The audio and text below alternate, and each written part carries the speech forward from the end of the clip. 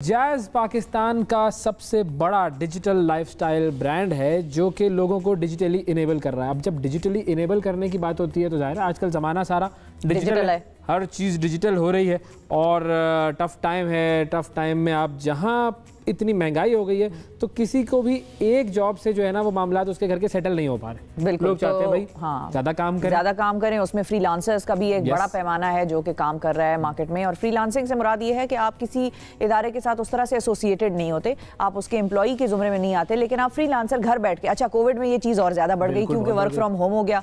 तो जब work from home हो गया तो लोगों को अपॉर्चुनिटी मिल गई कि अपने इदारे का काम मैंने आधे घंटे में कर लिया तो मेरे पास टाइम है, मैं दूसरे भी किसी का काम कर सकती हूँ। तो अब घर बैठे काम आज आपको बताना क्या है कि जैज़ सुपर 4G के साथ आप फ्रीलांसिंग कैसे कर सकते हैं। और ख़ास तौर पर उसमें एक और चीज़ है जो एस्पेक्ट है वो ये है कि ख़वातीन जो कि पाकिस्तान की पॉपुलेशन का 51% हिस्सा है और हमारे भी शो का 51% हिस्सा खातून है। मैं तो 49% हूँ, माइनॉरिटी हूँ, तो इसीलिए ख़वातीन की एम्पावरमेंट पर जैज़ बहुत सारा काम कर रहा होता है। तो आज हमने दावत दी है कि किस तरीके से जो हमें बताएंगी कि ख़वातीन किस तरीके से फ्रीलांसिंग में आ सकती हैं। हमारे साथ मौजूद हैं हिमायल अतीक, कंटेंट क्रिएटर हैं। इंस्टाग्राम पर जो लोग टिक टिक टिक टिक करते रहते हैं वो इनसे बखूबी वाकिफ़ हैं। हिमायल हमारे साथ मौजूद हैं। अस्सलाम वालेकुम हिमायल। वालेकुम अस्सलाम। कैसी हैं आप? बिल्कुल ठीक, अल्हम्दुलिल्लाह। बहुत शुक्रिया हिमायल, आपने वक्त निकाला। सबसे पहले तो हम आपसे यही जानना चाहेंगे बेसिक टिप्स, जब हम कहते हैं लोगों को कि फ्रीलांसिंग शुरू कर दें, अपने टाइम को कंज्यूम मतलब ज़ाया ना करें, यूज़ करें उसको, तो फ्रीलांसिंग होती क्या है?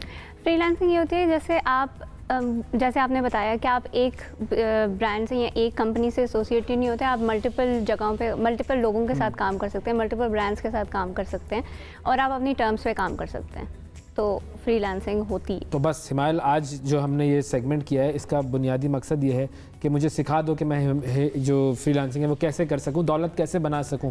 मेरा ये मकसद ज़िंदगी का पूरा करना है आज। अब देखें, जब हम लोगों ने शुरू किया था 8 साल पहले, तब तो इतने प्लेटफॉर्म नहीं होते थे। अब जैसे जैज़ फ्रीलांसिंग हंट चल रहा है, वो आपको प्लेटफॉर्म दे रहा है। अब उधर आपने ये करना है कि आपने जैज़ डिजिटल पे जाना है, आपने कमेंट में अपनी स्टोरी लिखनी है फ्रीलांसिंग की, कि आप फ्रीलांसिंग कब से करें, कैसे करें, और आपने एक्सप्लेन करना है उसको।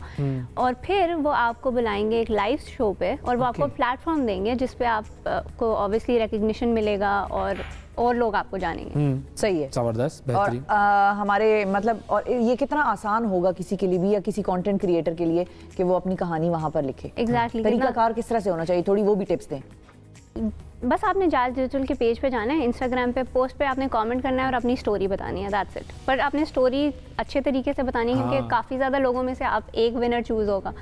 तो बस आपकी कहानी में ऐसी क्या ख़ास बात है कि आपको चुना जाए, ये सबसे इम्पोर्टेंट चीज़ है। अच्छा, अब फ्रीलांसिंग के लिए क्या चीज़ें ऐसी हैं, अगर हम स्किल्स की बात करें टेक्निकली, या आपकी पर्सनालिटी टाइप में ऐसी क्या चीज़ें हैं जो आप में होनी चाहिए कि आप एज अ कामयाब फ्रीलांसर एक बन सकें? अच्छा, जो मेन पॉइंट होता है वो होती है स्टोरी टेलिंग आपको, और आपकी रिलेटेबिलिटी। लाइक सोशल मीडिया पे तो आपकी रिलेटेबिलिटी होती है, मतलब मेजर लोग इसलिए फॉलो करते हैं क्योंकि वो मेरे से रिलेट कर सकते हैं कि मैं कैसी हूँ, मैं रोज़मर्रा की ज़िंदगी में क्या करती हूँ, किस तरह से करती हूँ, कौन से ब्रांड यूज़ करती हूँ, कौन से कपड़े पहनती हूँ, वो रिलेटेबिलिटी आती है। तो मुझसे भी रिलेट कर लेंगे, ऐसे मैं सुबह उठ के मुँह धोता हूँ, ब्रश करता हूँ। तो बस यही आपने, पर इसको आपने क्रिएटिवली बताना है और क्रिएटिवली उसकी वीडियोज़ बना के लगानी है, तो आप भी कर सकते हैं। म्यूजिक अच्छा होना चाहिए, हर चीज़ होनी, मतलब हर चीज़ पे रिसर्च करके थोड़ा सा, मतलब करते हैं हम भी वही हैं, मतलब हम कोई अनोखा काम नहीं कर रहे, दो सींग नहीं है सर।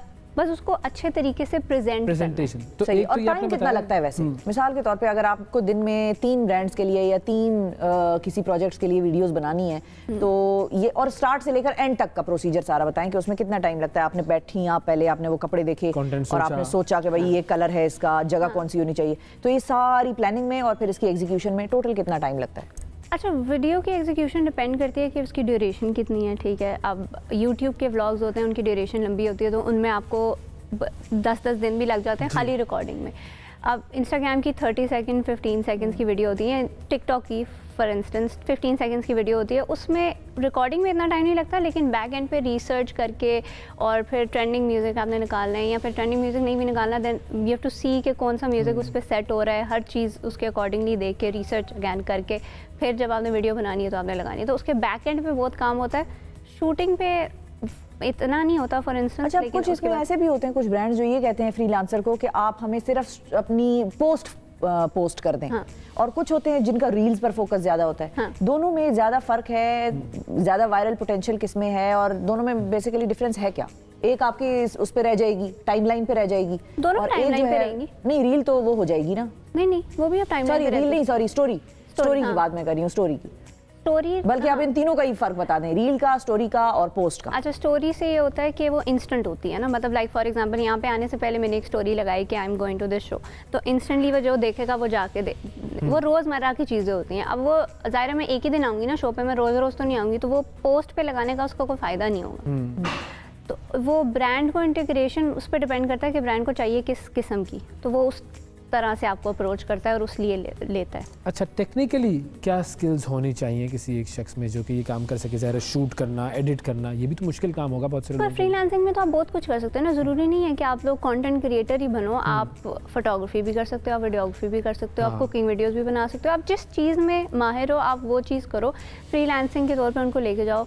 वेब डिज़ाइनिंग है, बहुत सारी चीज़ें हैं, डिजिटल मार्केटिंग है, हर चीज़ आप कर सकते हो। तो ये जो जैज़ फ्रीलांसर हंट है, इसके अंदर किसी भी किस्म का काम करने वाले फ्रीलांसर आ सकते हैं? इसीलिए मैं कह रही हूँ वो खाली कन्फाइंड नहीं है कि आपको यही चीज़ें आनी चाहिए तभी आप करेंगे, नहीं। आप किसी भी तरह के फ्रीलांसर हैं, आप फ्रीलांसिंग के तौर पे काम कर रहे हैं, तो फिर आप इस फ्रीलांसर हंट में पार्टिसिपेट करें और आपको बहुत अच्छा प्लेटफॉर्म मिलेगा। अच्छा, चैलेंजेस क्या होते हैं किसी फ्रीलांसर के लिए? एक तो हैं वो कमेंट्स, जो उल्टे सीधे कमेंट्स और फजूल बेहुदा कमेंट्स हैं, एक तो वो हैं, वो सबको ही आते हैं, वो पब्लिक फिगर जो भी होगा, आपकी प्रोफाइल अगर पब्लिक है तो it will come your way.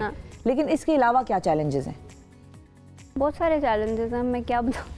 नहीं बता सकते, दो तीन बता दें मेन चैलेंज जो आपको फेस करने पड़ते हैं। मेन चैलेंजेस ये होता है कि लाइक फॉर एग्जांपल हमारे में ये होता है कि कंटेंट किस टाइप का बनाना है, तो फिर ब्रांड थोड़ा होता है कि नहीं इस टाइप का बनाना है, वो तो आपकी इनपुट कितनी होगी और कितनी नहीं होगी, और थोड़ी freedom to choose the expression. दूसरा आई थिंक पेमेंट टर्म्स पे हमें थोड़े इश्यूज आते हैं because we are freelancers again.